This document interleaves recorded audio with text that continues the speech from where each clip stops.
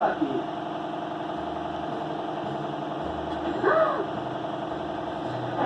Chona, mira eso. Tendré que dejarte ir. ¿Estabas pidiéndome como en esa película de la chica despedida? Lo siento. Si estoy despedida, entonces el reconcilio. ¿Ah, sí?